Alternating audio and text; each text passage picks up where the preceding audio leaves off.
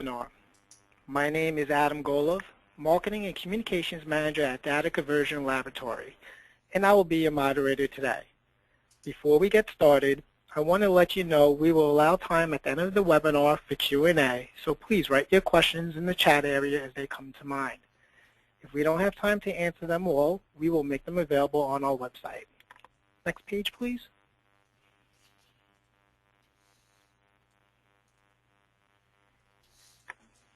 For those of you who are not familiar with DCL, we convert and organize content to create electronic documents, populate databases, publish on the web, and basically get it ready for tomorrow's technology.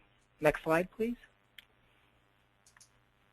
DCL services help you refine your document conversion strategy, identify document redundancy, extract metadata, and transform legacy and future documents for real needs, today and in the future. Next slide, please. DCL serves a broad client base. Next slide, please. Spanning all industries. Next slide, please. Today, we are thrilled to introduce Noz Urbina, Principal, Urbina Consulting. Noz is a globally recognized leader in the field of content strategy and customer experience consultancy. He is someone that can effectively bridge corporate, technical, and user needs and priorities. Speaking the languages of all three has been a key asset during a diverse project background covering multi- and omni-channel strategies. He has designed interfaces and processes that have saved organizations hundreds of thousands per year, recommended solutions that have avoided headcount increases, and delivered dozens of budget-winning internal presentations in a language to which executives can relate. Above all, he has a passion for helping people communicate. Without further ado, welcome Noz Urbina. Hello, thank you, Adam, for that introduction. This is I think my 5th or 6th DCL webinar. I really enjoy doing them with the DCL guys, and hopefully some of you have seen me before. I'm just going to kick off here. For those of you who don't know me, just to supplement Adam's introduction a little bit more of what my background is for how I got to the point I am today to be delivering this webinar. I am a content strategist and trainer. I'm newly independent. I was for a long time employed by other organizations, but I founded my own consultancy at the beginning of this year, and that's going quite well. I'm also co-author of Content Strategy, Connecting the Dots Between Business, Brand, and Benefits, which is on sale on Amazon. I'm quite happy about that. I co-authored that book with Rahel Ann Bailey, who you may have heard of as well. I'm also the Conditional Events Chairperson. I'll tell you a bit more about Conditional in a second.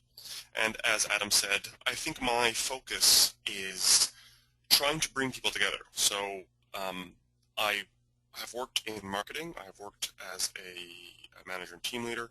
I have worked with management on business-oriented stuff through a large part of my career, but at the same time I have a technical background and have been working deep in technical authoring with some quite advanced solutions in things like XML, multi-channel publishing, DITA, and so on. So what I try to do is try to bring solutions together for the benefit of the customer. And I do that usually in large B2B companies, medium to large, 3,000, 6,000 and up kind of companies up to 125,000 people in microprocessors, medical devices, enterprise software, telecoms, that kind of thing. But I will also work with different type of organizations. Mainly, they come to me when they've got a complicated problem, and a lot of people are trying to collaborate on fixing it. Conditional is an event that I'm co-running with my previous employers, a company called Mecon, and we are collaborating to put the event together now. And Conditional 2014 is going to happen in June in Gatwick, and it's about driving customer experience from across the enterprise. So a lot of the same ideas. We're trying to bring people together from different divisions because we're seeing that's what the market is pulling for. This isn't about us and our philosophy.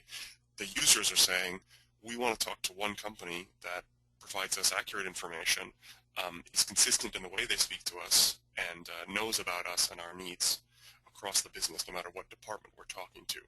So our silos that we have erected are convenient for us, but not so convenient for users. And so this conference is about helping to break that down. We're going to do 2 conference days, 1 workshop day on a wide range of topics. And you can save 30% if you register with the code DCL Gone Wild on the website. If you are a DITA fan, then the middle row of this table here will be hopefully some names you recognize. Tony Self, PhD in DITA and author of the DITA Style Guide. Michael Priestley, the IBM lead architect who first released the standard. And Kristen Eberlein, the current chair of the DITA technical working group. So we've got on the technical documentation side, from where many of you will probably be coming, we've got quite a good lineup. And across the top, Jeff Eaton, Kevin Nichols, myself, Rahel Ann Bailey, also establishing content strategy across marketing and technical documentation. Some projects. And I'm going to skip to the kind of context that we're trying to feed here, which is we are trying to feed content into a modern publishing architecture. And this is a slide I've used in a couple of webinars, because this is the logical architecture that a lot of my clients are asking for. They want to do context-appropriate delivery, so deliver differently than they used to, deliver in a more specific way. That often involves starting with migrating content. DCL are, of course, experts in that area. After you've got some content migrated to a new way of working, most organizations, in one form or another, are looking to create more modular or componentized content in some sort of structured authoring tool. If you said that in anything but TechCom 3-4 years ago, it was nonsensical or heresy. Now the whole market is moving towards modularization and structure, because with so many devices and so many platforms, it's the only way that they can work. So we put together components, because if we put together components, we can manage them in a componentized way, in a system that understands component information. That's often in XML, but not necessarily. We like XML a lot. I'm a big fan. In a component content management system, as opposed to a regular content management system or a file system. Components let us translate on a component level, which is very good and efficient for translation costs. And then this is where it gets interesting. Once we manage components in a structured way, we can serve and transform them in much more complex and much more sophisticated ways than we could with traditional content. That allows us to do the same content for everybody across multiple channels and multiple devices, but it's this bottom bit, personalized content, that this webinar is focusing on.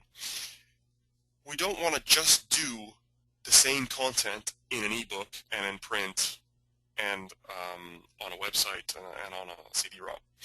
Today, customers are more and more demanding the document that is for them, the app and site that is for them. And they don't want to wade through other people's information. They want what's relevant for them. They've seen what the web can do. They know that computers allow some incredible targeting of information and some extremely focused delivery, and so they're starting to expect it everywhere. If you're not in a situation like this today, then it's quite possible that you will be soon.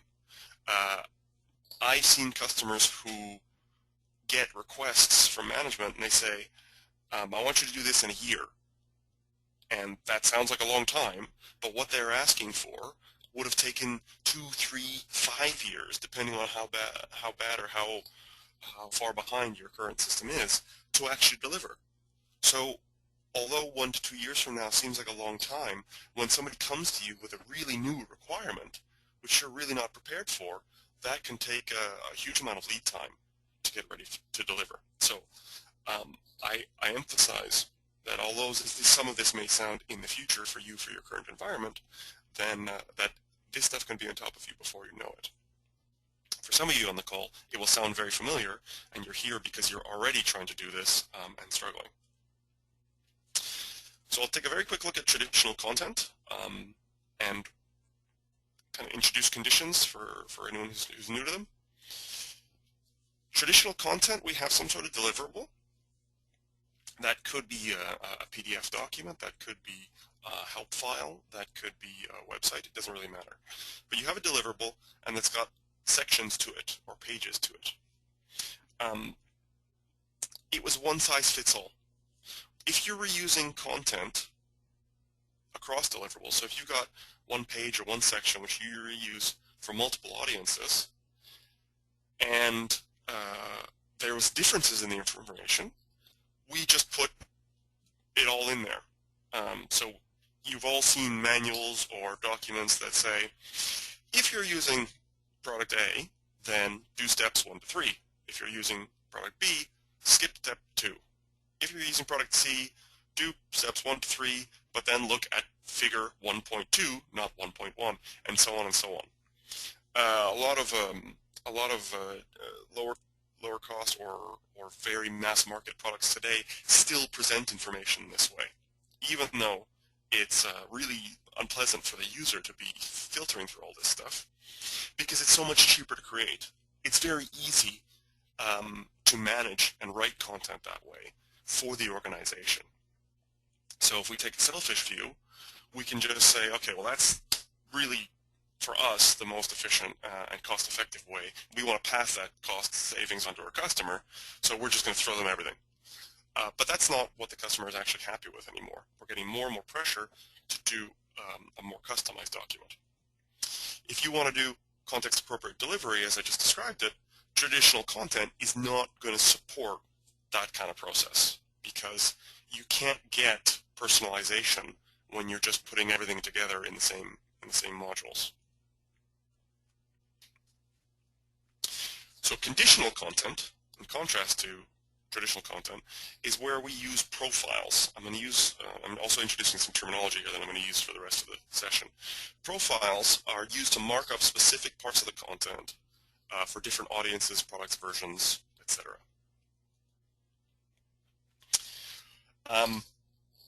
Part of the inspiration for this session was I was getting a lot of customers who were coming to me saying that they had moved to conditional content and they were doing personalization, and that was great. But now they were doing 50 documents out of the same set of content modules, and it was starting to become unwieldy for them. They were getting conditional content overload, but they couldn't really get their manager to understand what that meant. Why was that a problem? A few years before, they had gotten sign-off to put this system together, and then 3-4 years later, they're getting these problems, and they want to complain to managers. But how do they clarify that and explain why, even though they've made an investment relatively recently, now they want to change something? So I put a lot of this material together to help those clients explain in a clear and visual way what conditional content can do if it starts to get out of control. So these graphics and this whole thing is something I've used with a few management teams, and it's gone down pretty well. And you'll be able to get these slides after the webinar and adapt them and fill in your own content so that you can maybe explain to your managers what the problem is. And of course, I'm always available to support if you want. So today you've got your document, whatever it is you make, some kind of deliverable. That could be, as I said, PDFs, help files, knowledge bases, web pages, doesn't matter. And you're going to show them that today, with conditions, we are marking up specific bits of those files for different products or different scenarios. So for example, if you're an operator versus a maintainer versus a whatever. So we can mark up this bit here as being for product A, these pieces for being for operators only, the yellow one for product B, the purple for product C, and so on. And that's fine. That works great to a point. The problem, we can add a new profile or new potential values for new products, new scenarios, new regional markets, or whatever it is you're doing. What's wrong with that? It starts to look like this.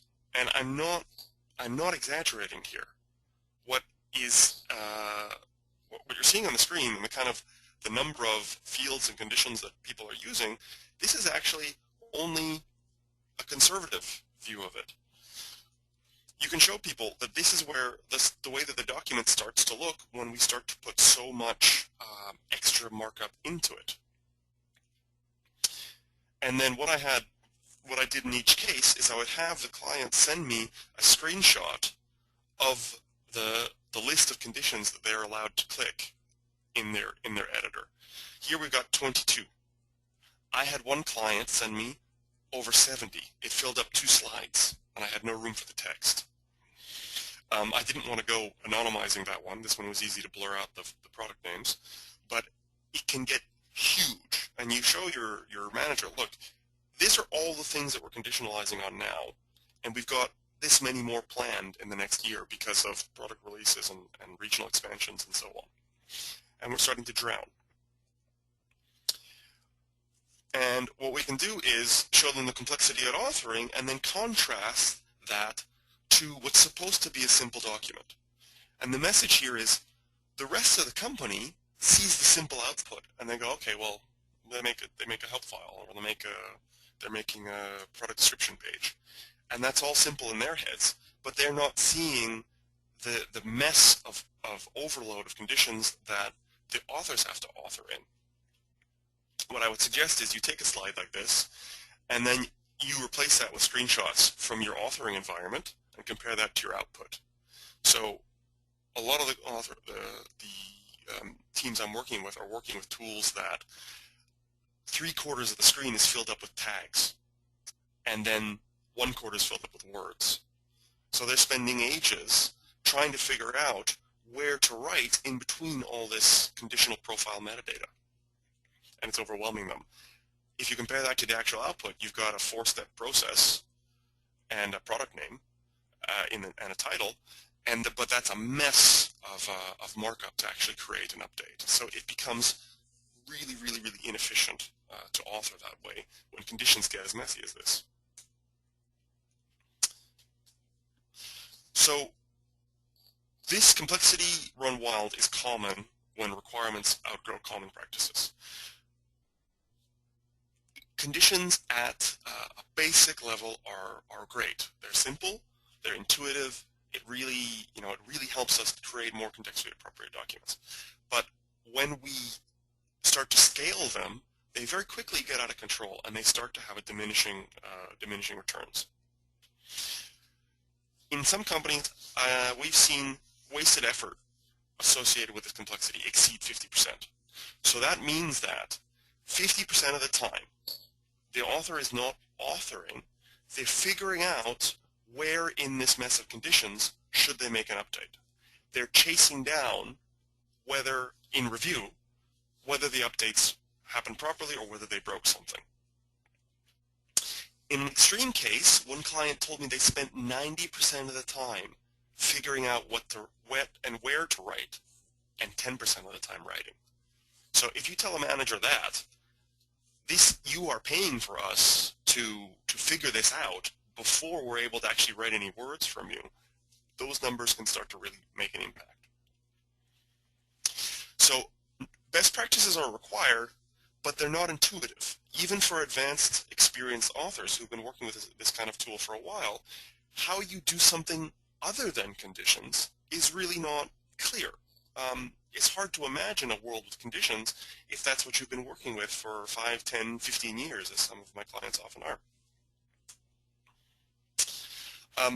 And this, for me, is a really under-discussed issue with conditions. Sometimes filtering isn't good enough. We are taking this assumption with conditions that all these different audiences can benefit from a document that is just turning stuff on and off. And I ask you all to put the question to yourself, have you actually checked if the operators and the maintainers want the same sequence, want the same grouping, want the same hierarchy? Maybe they don't. I've had clients go out and do user and task analysis, ask the users, see what their tasks and flows are like, see how they would like information laid out and sequenced in a document. And they had a lot of their assumptions broken. They found out that actually what they thought was a good document for this audience was not. Or it was good for them, but it wasn't good for this other audience, and they were just using filtering to make the difference between them. So the fact that conditions can't reorder anything, they can't regroup things, they can't change the nesting level of things, makes conditions actually very limited for how much you can personalize. Okay, so the rest of this session is getting through what you should do about that. I'm going to go through some of my techniques, tips and tricks for how you can escape conditional overload, and I'm hoping we're going to have a good Q&A at the end, because there's only so much I can tell you in about 40 minutes, and if you have been working with conditionals heavily, I'm sure you'll have some more questions that we can discuss. Okay, my number one tip, I put right in the beginning, do not use conditions for unlimited lists. What that means is, don't use for conditions where you could be forever adding potential values to that condition. I'll give you some examples. So if you're using conditions for regions, that's fine if you use large and reasonably fixed regions, like we're selling into Europe versus we're selling into North America. However, if you're in something like medical or gambling that has dozens and dozens of local regions and regulations, every country in the world might have different things that you're marking up for, then conditions are not necessarily the right way to go, because then you have these big bloated topics, big bloated content modules or pages where you've marked up that in Switzerland you're allowed to say this, in France you're allowed to say that, in the US this, and your content can explode. So on the one side, you've got big limited list, big regions and a limited list of them, that's okay. If you have loads of them and you could keep adding them theoretically without limit, don't do that. So customer-specific content, that's a really dangerous one. If you're not reusing content across many customers, then maybe you could get away with using conditions for customer-specific content. But that's rare. A lot of people who do customer-specific content do it for loads of their customers, and therefore they're going to end up again with lots and lots and lots of extra markup and extra content in the same page, and they get overwhelmed by it.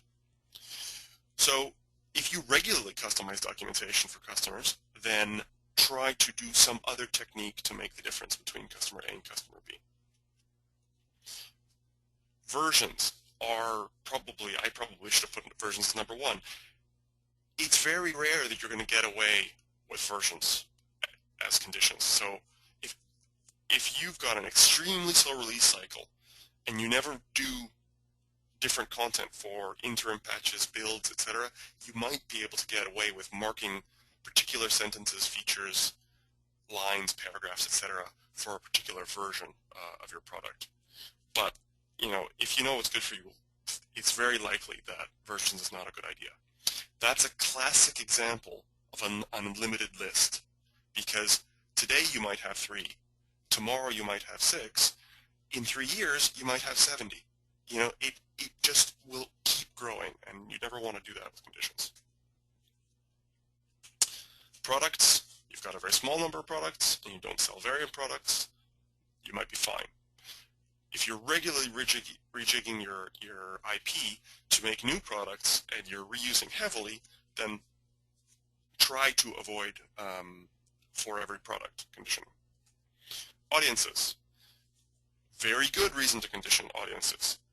But if you've decided on a reasonable number, like 5 to 10, like maintainer, installer, user, that's fine. If you're hyper-personalizing and you've got dozens and dozens of profiles, then, and if you need to reflow for different audiences, and your documents have to be really fundamentally different, then conditions are not the appropriate solution. Internal, external, secure content. Don't do it. It's dangerous to use conditions for secure things. As much as you can trust a system to provide you a reminder, or remember to turn off external things and mark external things as being internal and keep them from filtering to the outside world. If you're in a really secure industry and it's really a problem if internal information gets external, it's unadvisable. There are other ways to do it, and you should take those approaches that will guarantee that nothing that is for your eyes only ever gets out. Outputs are probably a good one. So if you define outputs as device types, so handheld screen, print, tablet, those are nice big groupings, and you might have a half dozen. So that's a very good thing. You can use conditions on that regularly.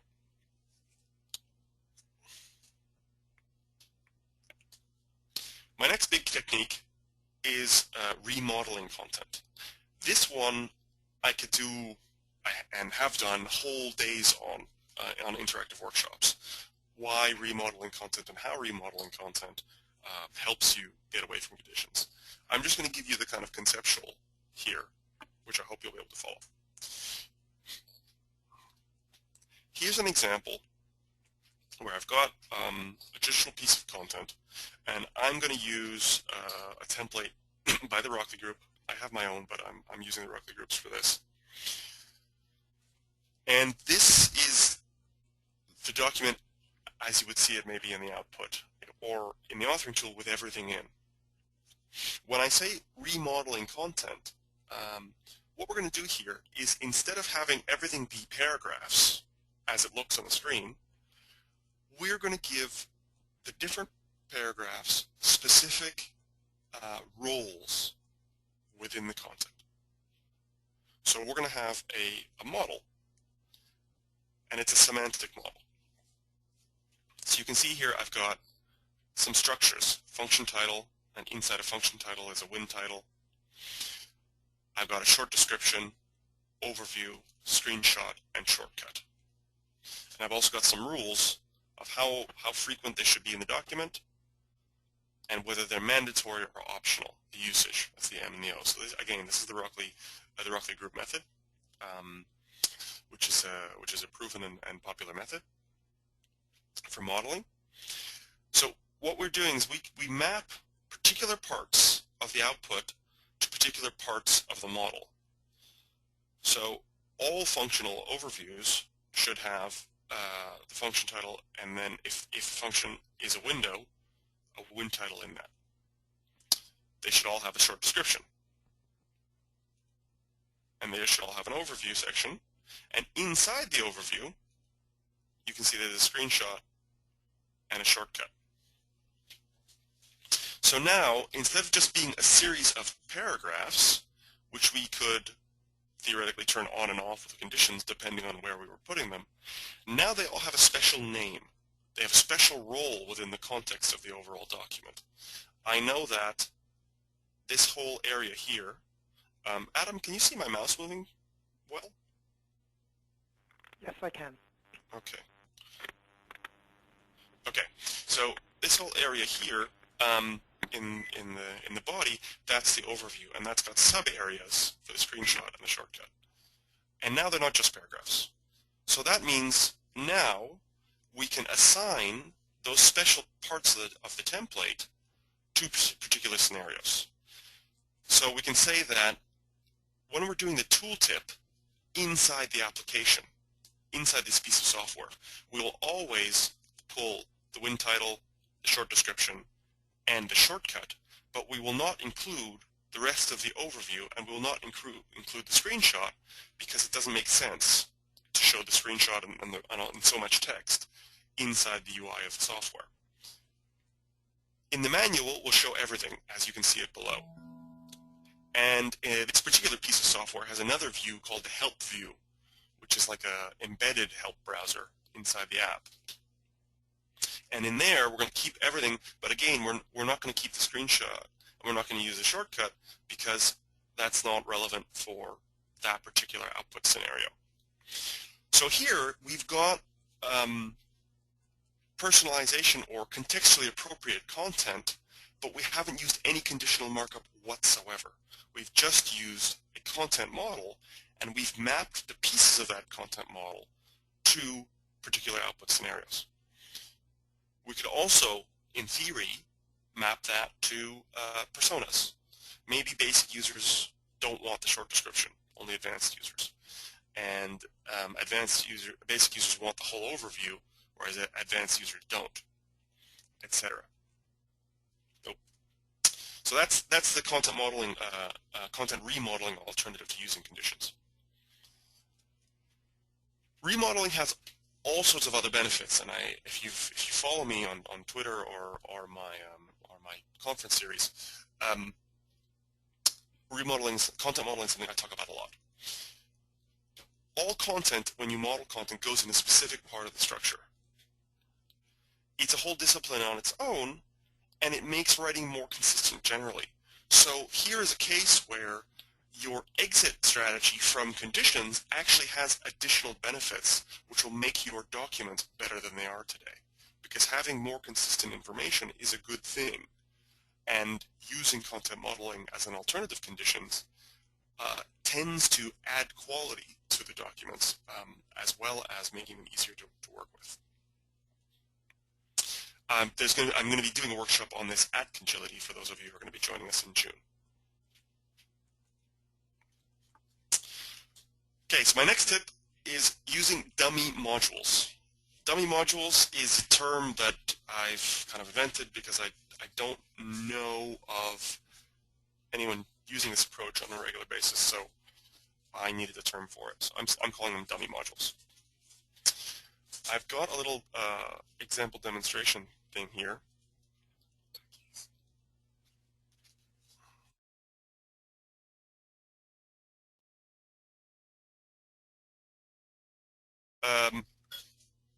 I've got two content pieces over here. I've got the first one, which is a task called Update Smart Software, and this is a generic software task that I've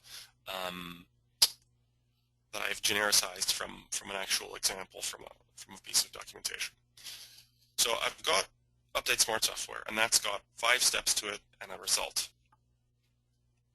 And over on the right, I've got Update the Special Smart Software. So what I'm going to do is I'm going to show you how I'm going to make a different version of this same task without using any conditions. This is DITA, which some of you will be familiar with. I work a lot with DITA, and a lot of the people that I'm helping get away from conditional overload are some of the early adopters of DITA. So in DITA, you can use conditions. Sorry, DITA is a documentation and content standard, which is very good at reuse. One of the reuse features that it offers is conditional support, and that's great. But if you abuse it, as I've been saying, it can get out of control. So I'm helping a lot of people these days do DITA and do reuse, but using other reuse features to avoid conditions. This is one of them.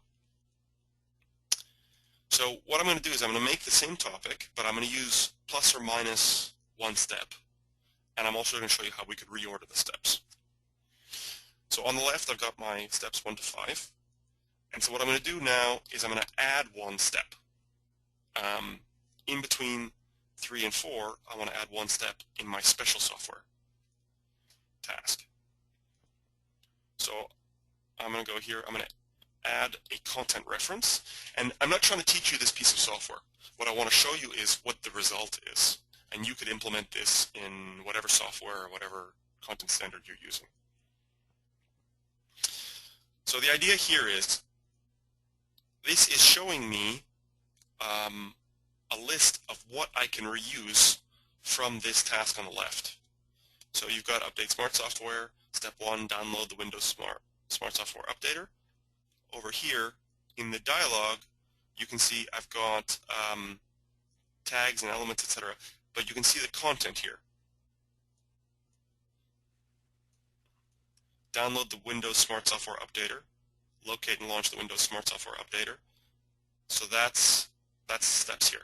So what this dialog is telling me is I can reuse from the topic on the left to the topic on the right, these things. And I'm going to say that I want from the first one to the third one, and I want to reuse those in my document. I say insert and close. And so now I've got steps 1 to 3 in my topic on the right. Add one more step here. And my special software task is going to say, call in to get your special software license number.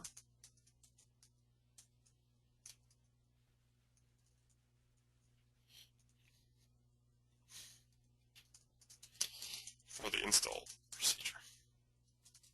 So now I've got a new step which has been inserted in here, which is specific to the special software on the right. And then I can pick up my old document where I left off.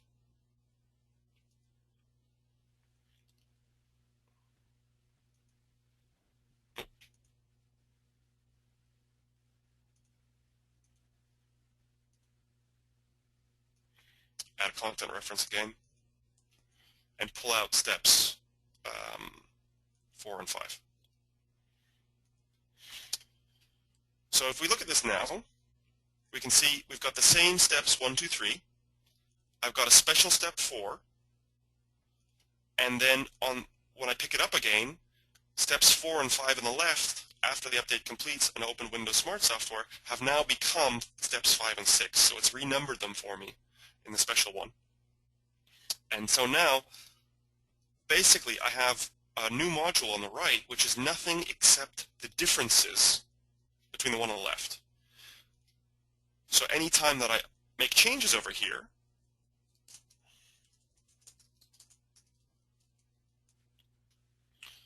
my special one is automatically updated. So it's kind of a slave topic to the one on the left. So I've been able to do that and create my difference with no conditions whatsoever. So that's adding a step. Logically, I could also maybe want to remove a step that wasn't necessary. That would be the same process exactly.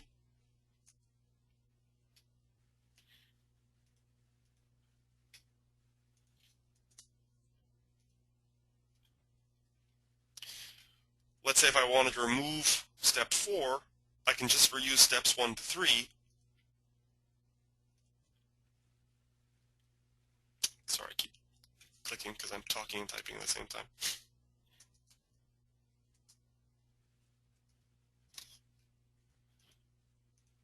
And then just grab step 5 without step 4.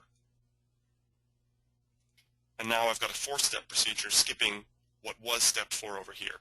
So step 5, open Windows Smart Software, becomes step 4 on the right. You saw me here, I took an individual step by itself, so of course there's no reason that I couldn't reorder them. So I might reuse all the steps, but reuse them in a different order. So take my step 4 and make it step 1 on the right. So now open the Windows Smart Software as the first thing, and then steps 1, 2, 3 have become steps 2, 3, 4.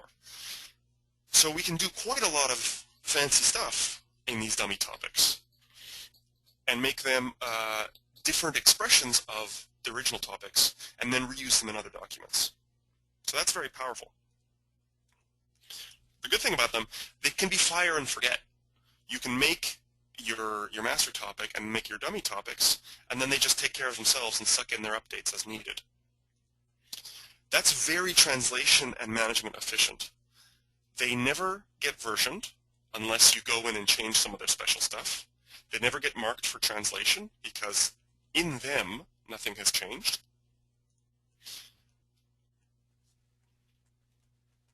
It allows you to restructure the content. So unlike dumb filtering, using reuse in a very targeted way allows you to resequence things in as much or as little as you want.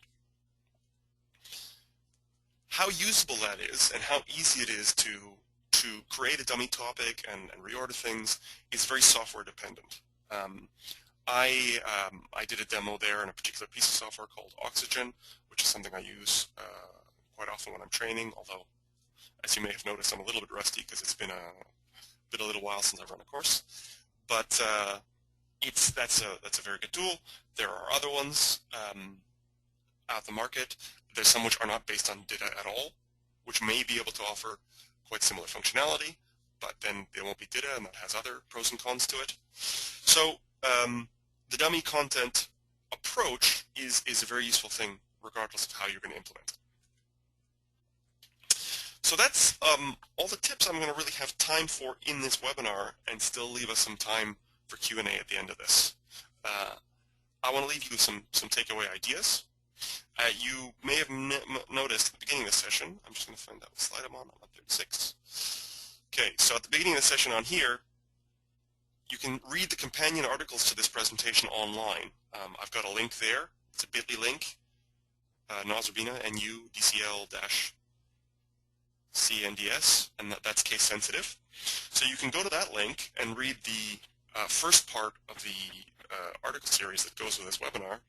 And there's going to be another one on in early June in this year, where I'm going to be doing more detail on some of the other techniques in article form. So I can't fit everything to the session or everything into the articles, so hopefully you'll take a look at both. Let's see if I can go to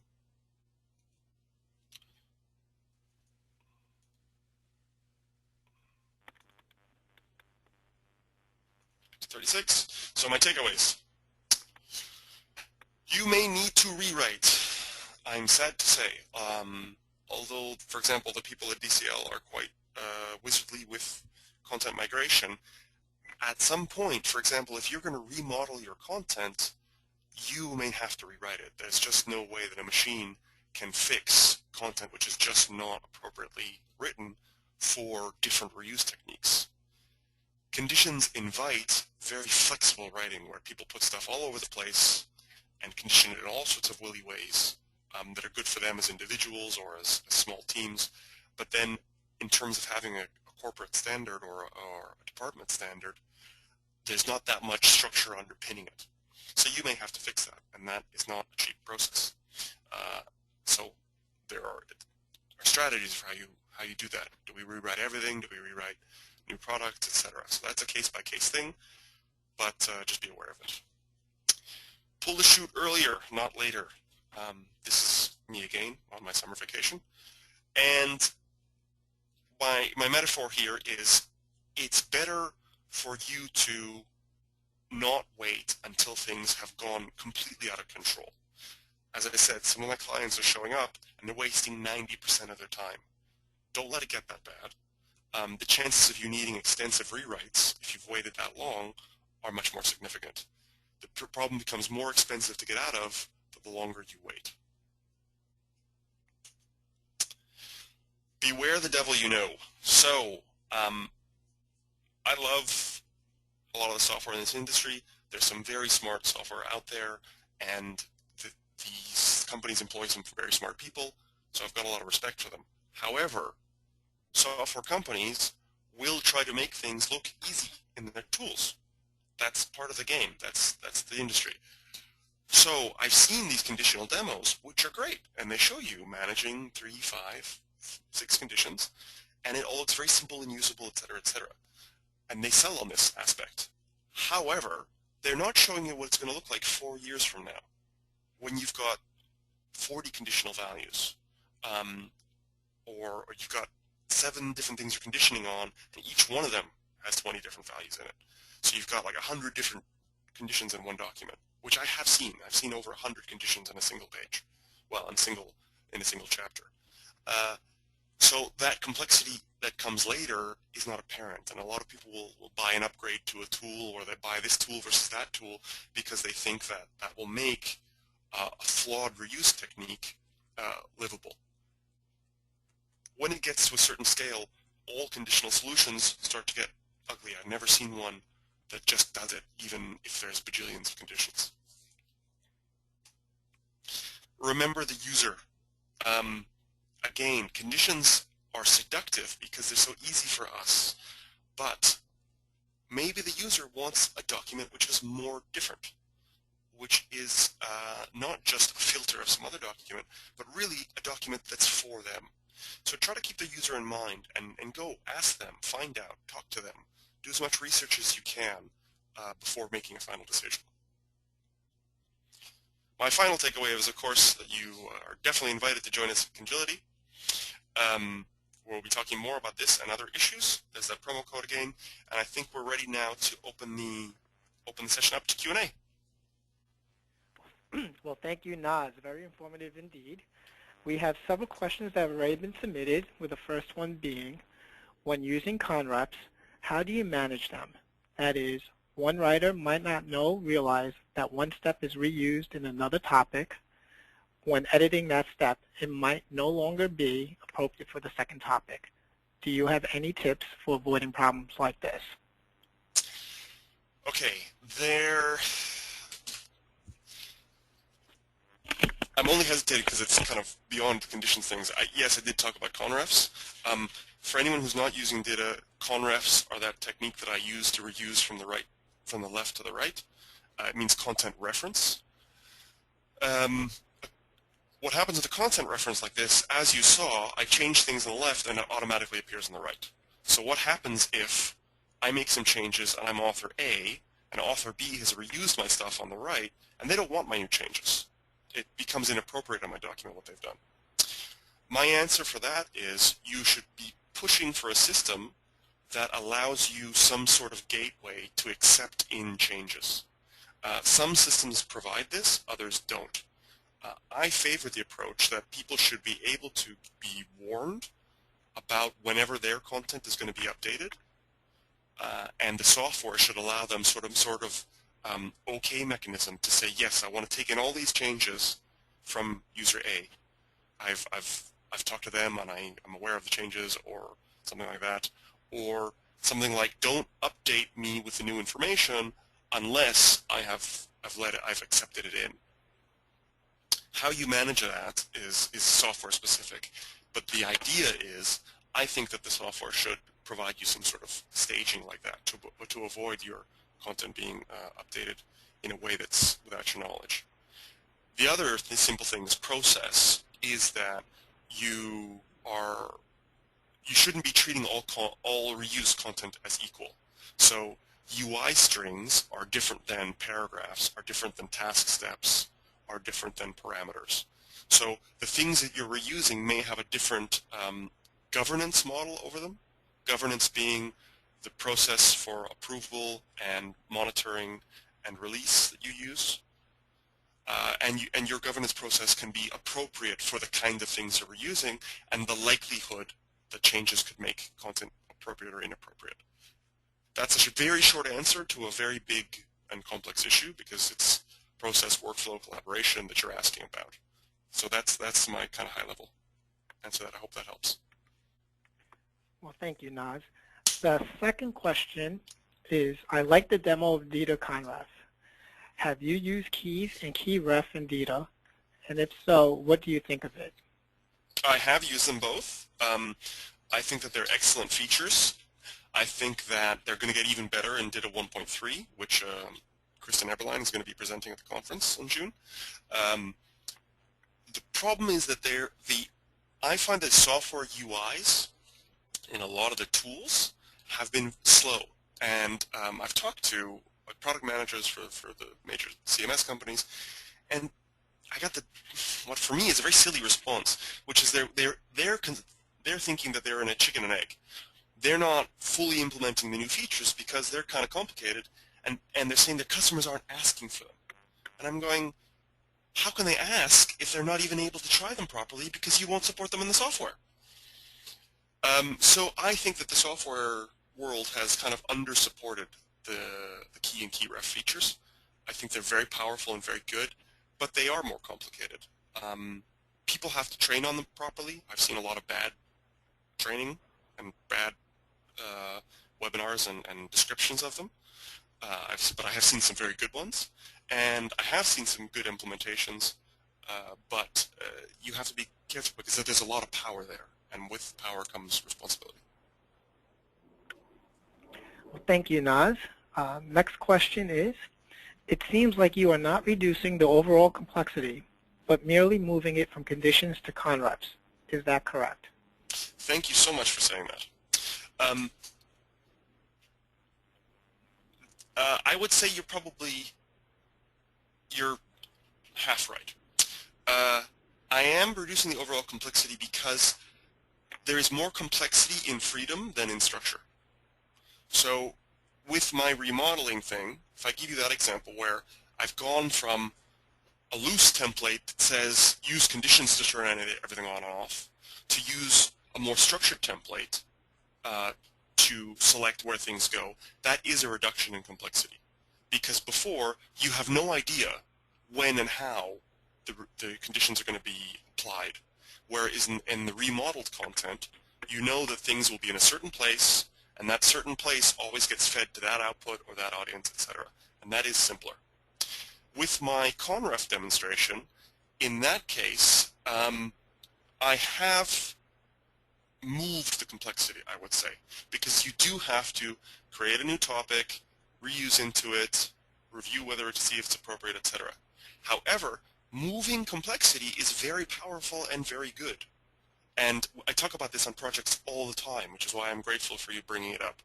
Yes, sometimes you do move complexity, but that's a good thing, because that means that a user doesn't hit so much complexity at any one operation. Because you've moved some of it somewhere else, that means that when I get to work in the morning and I do a task, I don't have to look at it all, because some of it's been moved somewhere else. The overall system is complex. Today's publishing is complex. That's not escapable. The question is, how do we move it around? How do we allocate the complexity so that no one person has to swallow it all at one time? Well, thank you, Noz. Next question is, you mentioned that you shouldn't use conditional text for product variations because the number of variations may become unlimited. Do you have any ideas on how else to handle that situation? Well, that would, for example, be something where if you're using DITA, then the new keys and key ref features can help with that. I have, if you look back in the DCL webinar history, I did a series. I did a very fast, I think like a 20-minute blaze through of how con-keyrefs and keyrefs could be used to avoid conditions. I didn't want to repeat too much of that in this webinar because I've already done a webinar on that, and I've already done it with DCL, so I thought it was kind of not cool to repeat too much of it. But those features, one of the good things that they allow you is to reuse things with another mechanisms that's not conditions, but still get the same product-specific output. So I recommend you look that one up. You can also ping me on Twitter or through my blog or something like that, or by email to see if there's any other things I can point you to. Excellent. Well, thank you, Noz. The next question is, do you discuss keys and key refs in your articles? I will be. I haven't in the first one, which is already published. I will be a bit in the next one. Again, the overall focus is not that. I'm trying to address the conditional things, so the amount of depth I'm going to go into won't be what it would be if I was writing something specifically about keys and key refs. But I will talk about them for sure, and I will talk about how they benefit moving away from conditions. Excellent. The next question is, the software you showed us at the end, does it overlay other rules-based software? Technology is a big question mark in this field right now, especially for rules-based conditional publishing. I think I need a bit of clarification on that question. Rules-based could mean several things. So that could be publishing rules-based, like using technologies like XSLT or XQuery to pull the content out according to certain publishing rules. Rules-based could also mean language and terminology checking, or structural checking like schematron or something like acrolinks. So I'm not sure exactly what that's supposed to mean, or what the question is referring to. Yes, that software that I showed you can integrate with every other rules-based technology that I just mentioned, but I'm not sure if that answers your question. Okay. The next question is, shouldn't all elements exist in master topic? So dummy topics has only conref, no native content. That way author always sees all content when editing in master topic and can modify content appropriately. That depends on your organization of the content. If you did it that way, then that might work for the way that you manage content in your organization. Sometimes you want two people to have completely separate views and they're in different teams and they want to approach things differently. So you don't have that kind of relationship.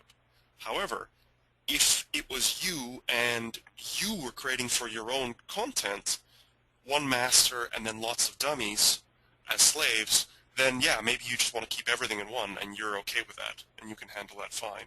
But that all depends on how you want to work and how you're going to be sharing content with your own organization. So it's not a matter of it should be this way or it should be that way. It depends on how you're organizing your content and who authors what within your teams. Okay. Thank you, Noz. We have 3 more questions at this time. The first one is, how can we mimic the content reference method in software that does not use DITA? Well, that depends on the other software that you're talking about. That would be specific to the other software. I showed DITA because it's already implemented. I know that other tools do variables. Sometimes they do them very simply, like you could just put some text in.